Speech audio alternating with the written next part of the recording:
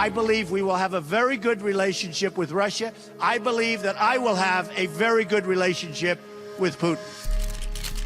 Did Donald Trump work together with the Kremlin to become president?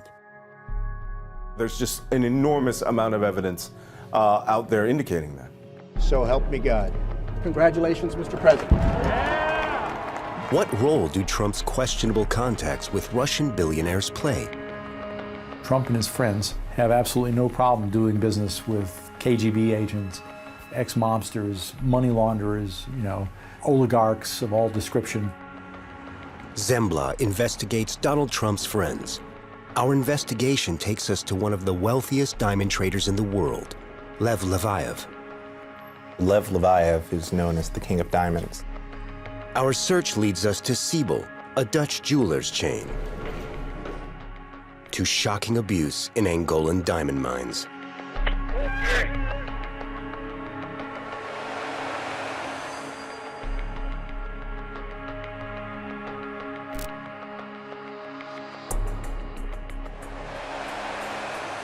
Have you had any dealings with the Russians? Well, I've done a lot of business with the Russians. They're I know the commies, Russians you know very that. well. They're tough. commies.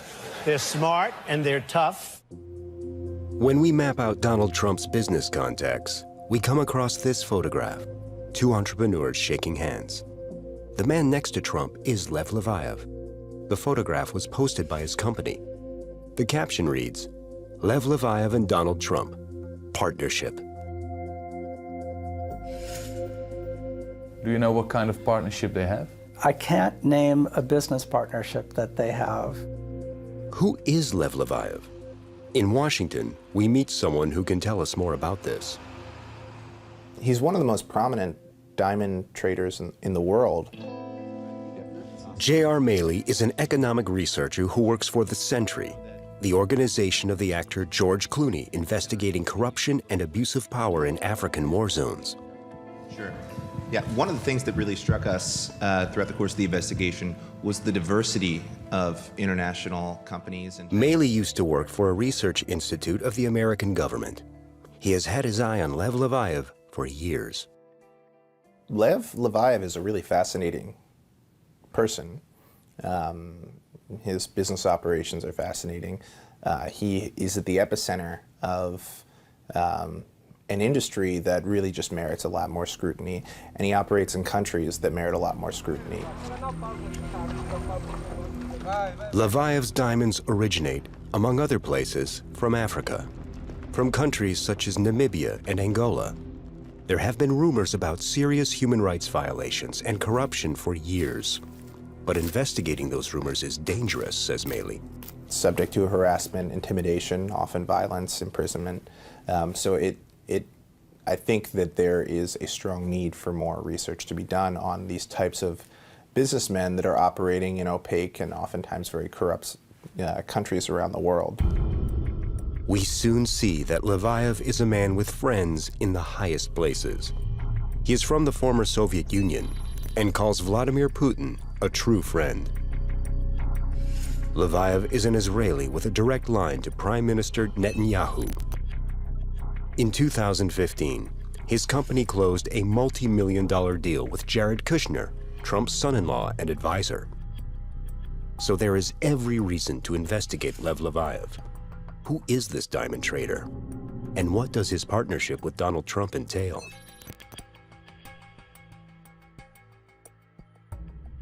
Donald is drawn to money in every form.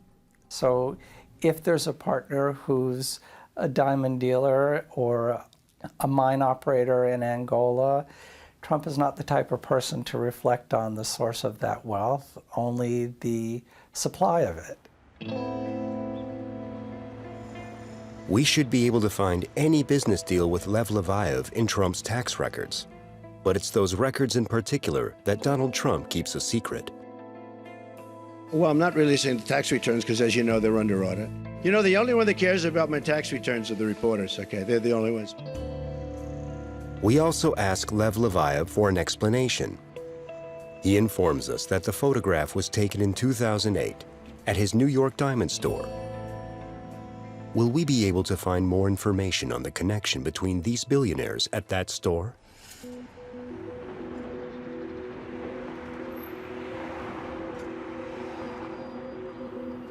Can you let me in? But the store is closed. And Leviev's employees are not very forthcoming. I cannot answer this question. We also find an article in a Russian paper from 2008 about Trump's efforts to build a hotel in Moscow. One of Leviev's Russian employees confirms that the two met. The article reads, "In May of this year, the co-owner of AFI Development, Lev Leviev, visited the billionaire. According to this Russian article, Leviev had a meeting with Trump, perhaps to talk about real estate. According to Leviev, however, this was one and the same meeting." Do you know this photograph? That's great. They're both billionaires. I'd love to know what that partnership is about too, but It's intriguing, isn't it? it's certainly intriguing. We can't find out what the partnership between Trump and Leviev entails, so there is every reason to map out Leviev's business empire. It turns out that that empire extends even to the Netherlands. Juweliersketen Siebel is failliet. De rechtbank in Amsterdam heeft vanmiddag het faillissement uitgesproken. De curator onderzoekt nu of er een mogelijkheid is voor een doorstart. Royal Siebel is a household name in the Netherlands. But in 2013, after having been in business for over a century, the company goes bankrupt. No more than a month later, the company is relaunched. Juweliersketen Siebel is gered door de Russen. Het bedrijf wordt overgenomen door Moscow Jewelry Factory. The new owner of Siebel, Moscow Jewelry Factory, is owned by Lev Leviev, the king of diamonds.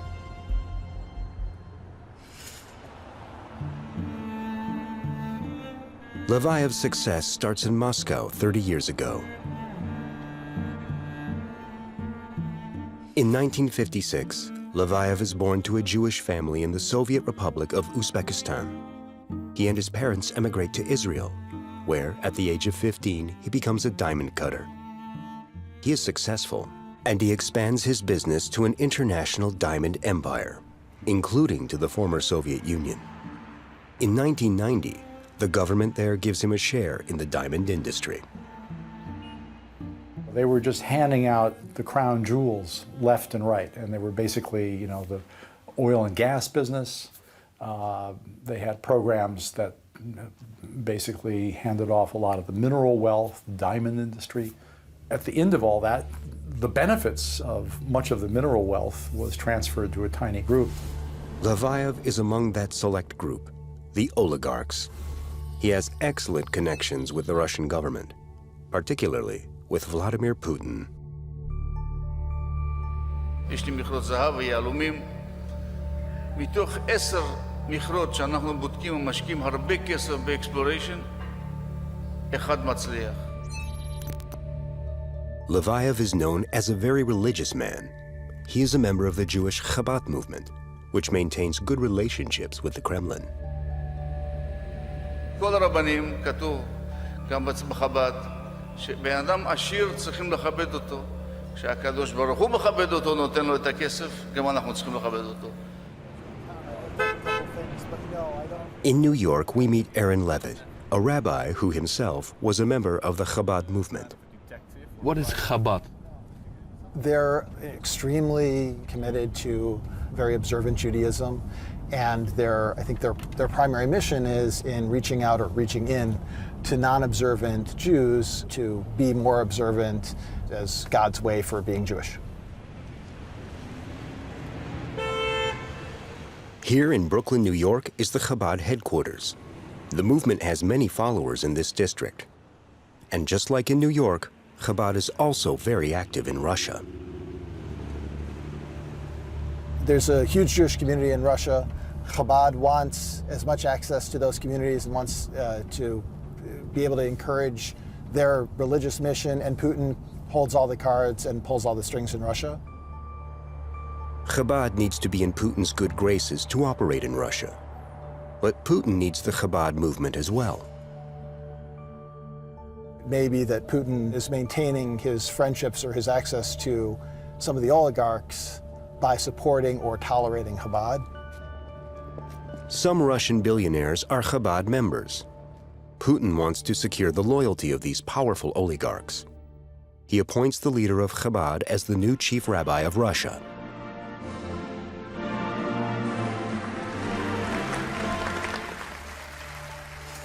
The new chief rabbi is an ally of Lev Leviev, the primary donor of Chabad.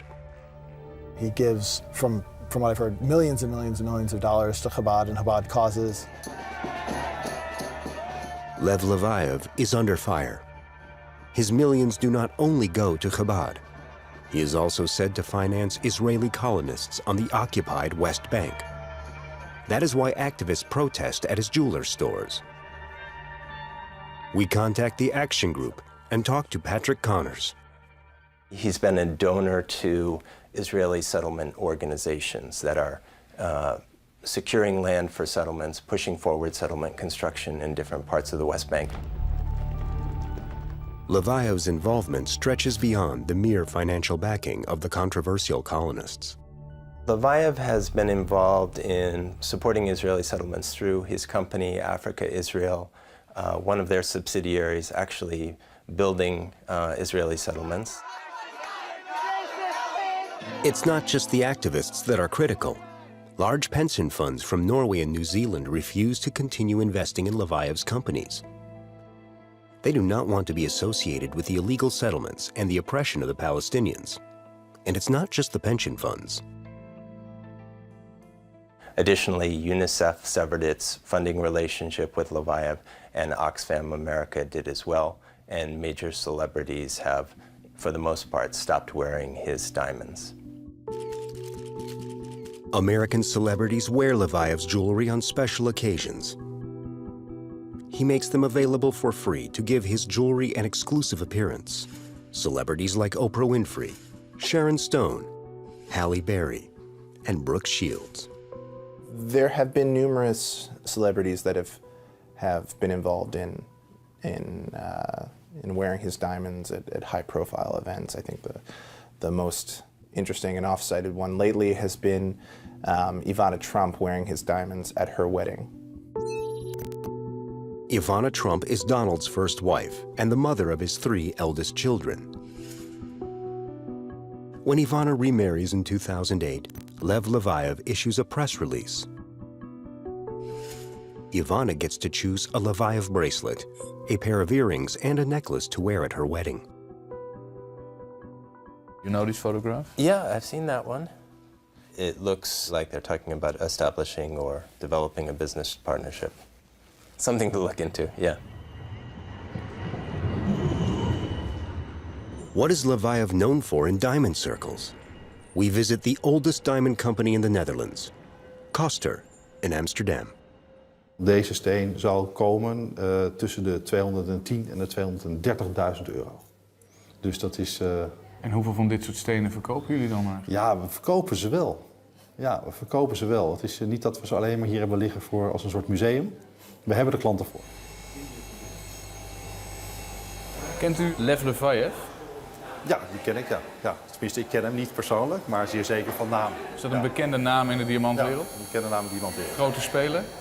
Ja, dat is een hele grote speler. Ja, zeer zeker. Ja.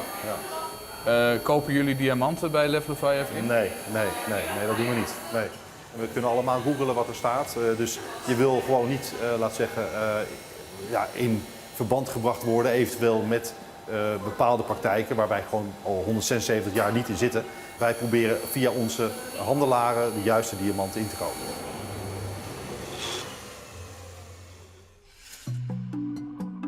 On the internet, we find articles on Leviev's diamonds. They are often mentioned in the same breath with gross human rights violations in Angola. Are those stories true? There is nothing Mr. Leviev has done good for Angola, except taking the diamonds and helping his Angolan partners, members of the regime. The reporter Rafael Marquez has spent years investigating the practices of diamond companies in Angola. He has won several prestigious awards. In 2015, for example, he received an award for brave reporters making important revelations under censorship and oppression. Thank you very much for this wonderful occasion. Thank you. Marquez is repeatedly thrown in jail. In 2015, the regime prosecutes him. I was prosecuted and convicted for telling that story. In the 1980s and 90s, Angola is a synonym of a bloody civil war. Hundreds of thousands of civilians are killed in the battle between a communist regime and rebels backed by the West. A battle financed with diamonds, blood diamonds. So essentially for many years, those areas, the diamond areas, were essentially battlefields for the greed of generals and for the rebels to fund the continuation of the war. The Angolan regime is backed by Russia. In 1995, Lev Leviev enters the scene of the battle. How would you describe Mr. Leviev's relationship with the Angolan regime? Extremely corrupt, extremely detrimental to development of Angola. It's about essentially looting the country. Lev Leviev is certainly part of a system that has allowed senior politicians in Angola, many of them kleptocrats, to ensure that the country's natural resource wealth benefits them and not most of the population. Leviev is on very good terms with the Angolan dictator Dos Santos. He becomes part owner of the largest diamond mine in Angola and of the official diamond sales organization, Ascorp, together with Dos Santos's daughter. He made huge fortunes, a huge fortune in Angola. We're talking billions of dollars. Angola is one of the poorest countries in the world. The Angolans often look for diamonds themselves, but that is illegal. They can only sell those diamonds to Ascorp, the official diamond organization in which Leviev holds shares.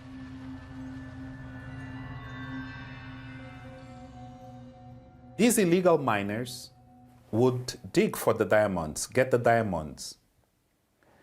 Once they got to the premises of the buyers for Ascorp, they could be arrested by the door and be stripped of their diamonds because they were illegal. The power of the diamond companies is huge, says Marquez.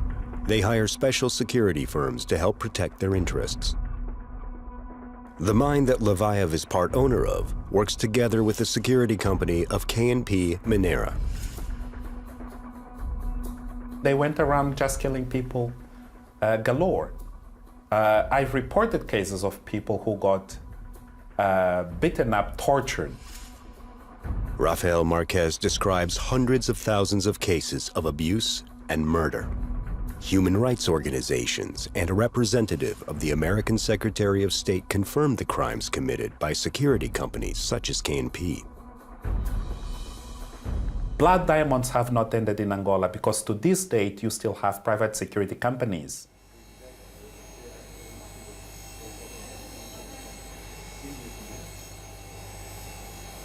Hoe weten jullie nu dat dit geen bloeddiamant is? We hebben handelaren en we hebben, laten zeggen, bepaalde firma's waar we al zo lang zaken mee doen, waarvan we weten dat zij op een goede manier aan hun diamanten komen. Wat is dat een goede manier? Nou, een goede manier is dat we weten dat het niet uit bepaalde streken in de wereld komt waar eventueel, laten zeggen, niet de juiste diamant wordt gevonden en niet op de juiste manier de diamant wordt gevonden. En wij weten in ieder geval met de firma's waar wij zaken mee doen, dat daar eigenlijk voor 99,9% de zekerheid is dat dat niet gebeurt. We ask Lev Leviev for an interview, but our request is denied. We do, however, receive a written response. Leviev denies any association with human rights violations in Angola. He stresses that he only holds a minority share in a diamond mine. Leviev denies being the owner of K&P Security. He says that he does whatever he can to fight human rights violations, but Marquez does not agree. He defended himself saying, I have nothing to do with it. For him, only the diamonds matter. Whether these people get run over, trampled, debased, as long as the diamonds keep coming, he's fine with it. we find a film on the internet from 2014 of K&P security officers guarding a mine in which Leviev holds shares.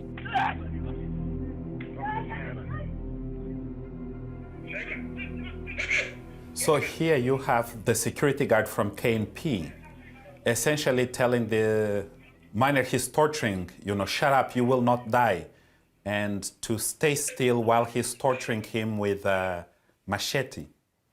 And of course, if someone makes a sudden move, is cut and might die, and many were killed that way. Lev Leviev tells Zembla, "When we heard about the abuse by K&P Minera, we were shocked.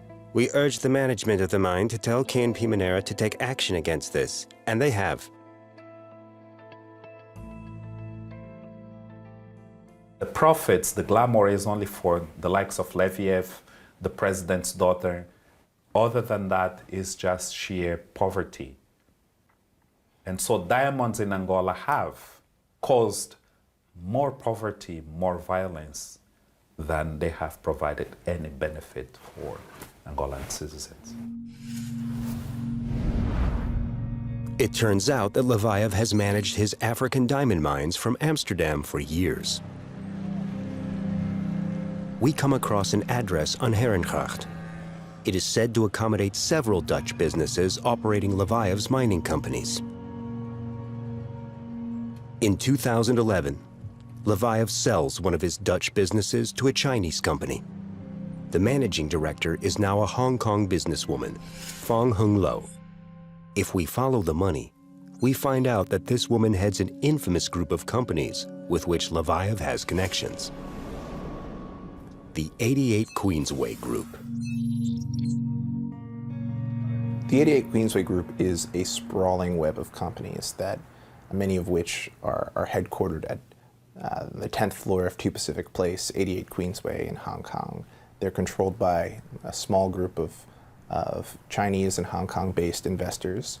The senior officials within the 88 Queensway Group have been involved in a wide range of controversial business activities, and some even border on criminal conduct, including arms trafficking, diamond smuggling, bribing high-level officials. According to the American government, the 88 Queensway Group is a safety risk. That's why J.R. Maley writes an investigation report on 88 Queensway for the American Department of Defense. In that report, we repeatedly find the name Lev Leviev. The Queensway Group has worked pretty closely with Mr. Leviev and his associates over the past decade or so. It turns out that Leviev himself also holds shares in a company within the 88 Queensway Group. Who are the people behind this shady business network? The person who's ultimately behind the 88 Queensway Group, well, his name isn't anywhere on corporate documents. He has 7 different aliases, and none of them appear on any documents. This businessman, whose name is Sam Pa, is reported to be a former Chinese intelligence operative. He was involved in weapons trafficking in the 80s and 90s. Meet Mr. Sam Pa. We stumble across him in Angola, but also in numerous other African countries. Essentially, the business model of the 88 Queensway Group appeared to be setting up shop in diplomatically isolated and financially desperate countries operating around the world and coordinating deals with kleptocratic governments, often multi-billion-dollar deals. In Zimbabwe, the 88 Queensway Group is said to support the dictator Mugabe's security service, to be involved in election fraud, and in diamond smuggling. For this, the American government imposes sanctions on Sam Pa. But we can see that the dark contacts of Leviev's partners go even further. 88 Queensway has also done business with the North Korean regime.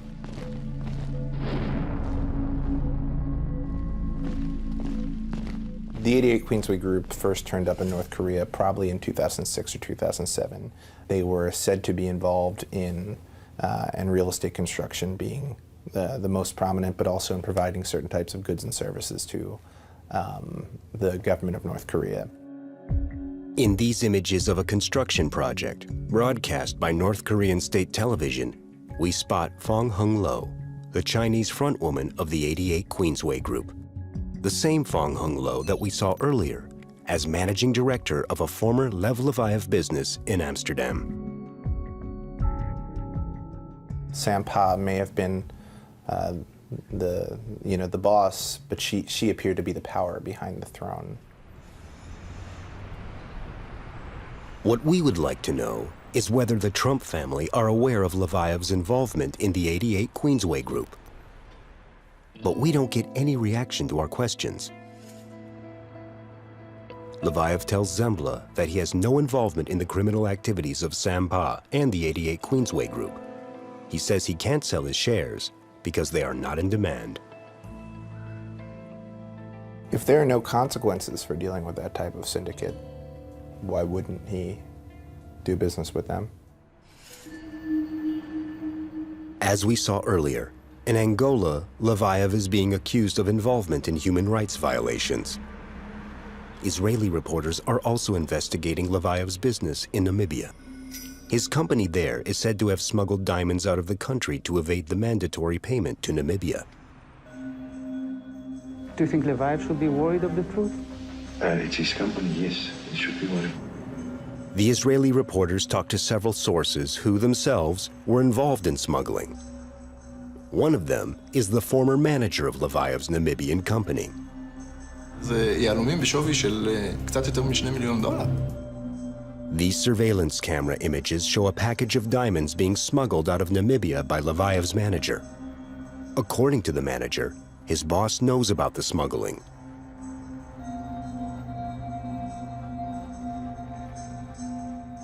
In the Israeli report, we can hear telephone conversations between the manager and Leviev's Tel Aviv headquarters.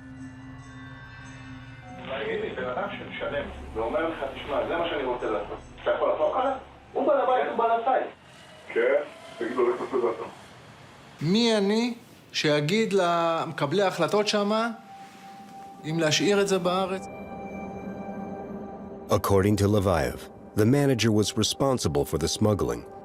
The company allegedly did not know anything about it, but the report claims that the company made a habit out of smuggling.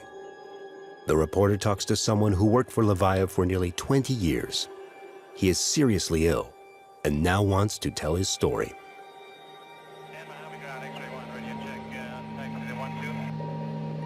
בנסיעות הלוך חזור, היה רגע אחד שממש פחדת? כן, בטח. מתי? כשהייתי לוקח להם את היהלומים, ודאי שתמיד דופק עלי במצב כזה. רוצה לשמור על זה, להיות אחראי על זה. אם חד וחלילה היה קורה משהו, באמת הייתי מת על זה. זה יהלומים בתיק הזה שבסוף שווים כמה. או, כל התוצרת של כל החודש. זה יכול להיות מיליונים? מיליונים, כן. And, according to this source, it's not just diamonds that were being smuggled. כסף לפעמים. שאיך קיבלת אותו? במזומן. היינו מחלקים את זה בין כולנו, והיינו עוברים אחרי המכס פה בארץ. אז היה בן אדם שהיה אוסף את כל הכסף, ומביא לי לאן שצריך להביא. אתה יודע להעריך סכומים? כל נסיעה, 50, 100,000.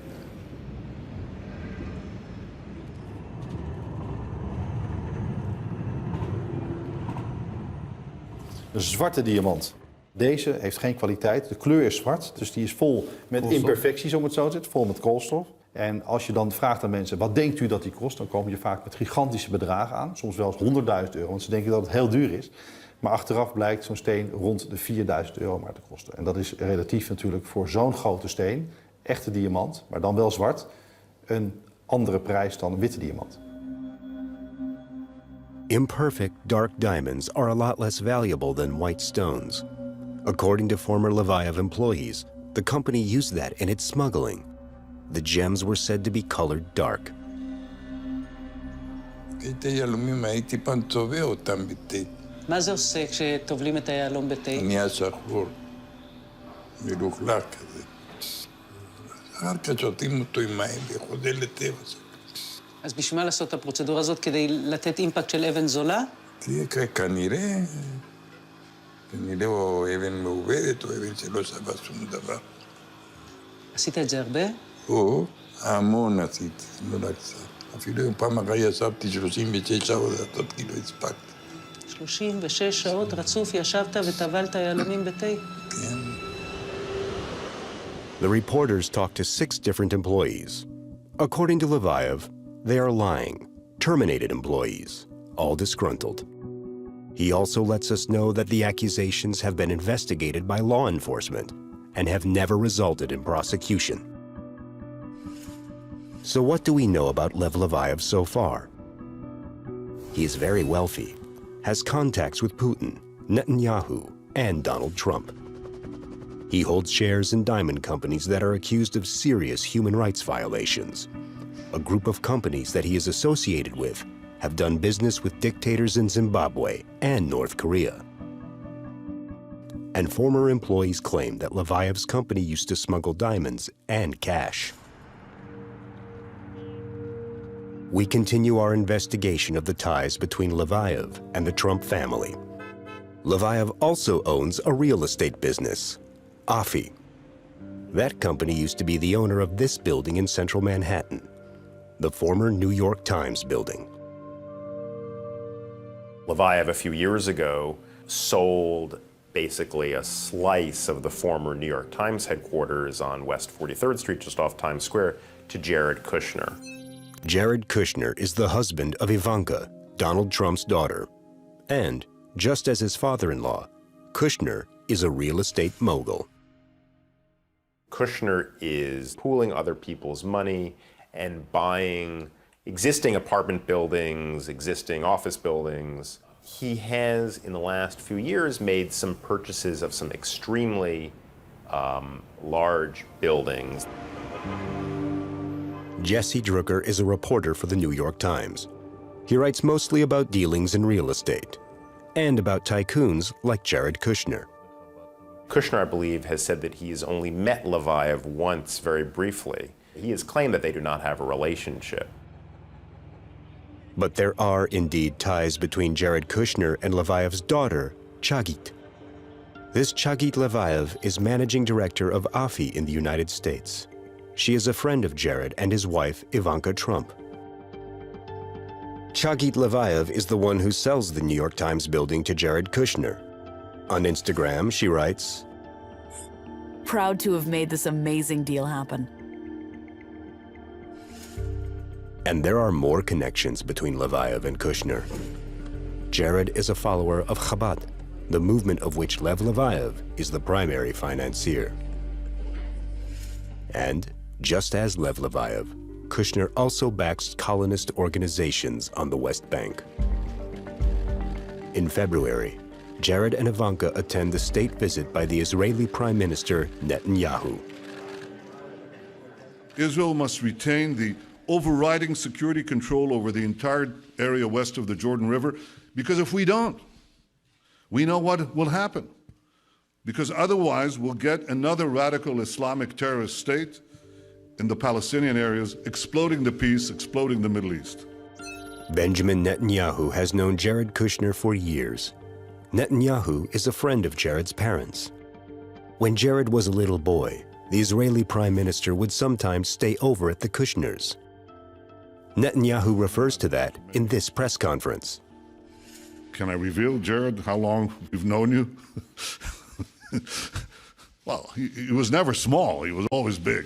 He was always tall. But I've known the president, and I've known his family and his team for a long time. The Leviev family also has a direct connection with the Israeli Prime Minister.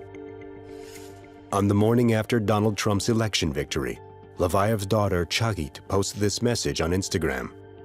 Good morning to a new America. Congratulations to the most fabulous first daughter, Ivanka and Jared. Both of you were such an immense part of this historical election.